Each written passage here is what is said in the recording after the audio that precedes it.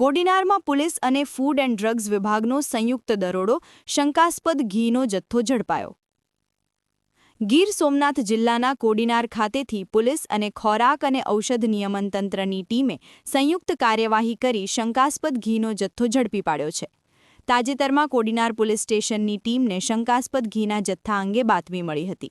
આ માહિતીના આધારે ગીર સોમનાથના ખોરાક અને ઔષધ નિયમન તંત્રના ડેઝિગ્નેટેડ ઓફિસરની સૂચના હેઠળ ટીમ દ્વારા તપાસ હાથ ધરવામાં આવી હતી.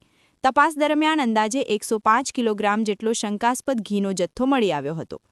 ખોરાક અને ઔષધ નિયમન તંત્રની ટીમે સ્થળ પર જઈ કાયદેસરની કાર્યવાહી કરી હતી, જેમાં સમગ્ર જથ્થાનું પ્રતિનિધિત્વ કરે તે રીતે એક નમૂનો લેબોરેટરી પરીક્ષણ માટે લેવામાં આવ્યો છે.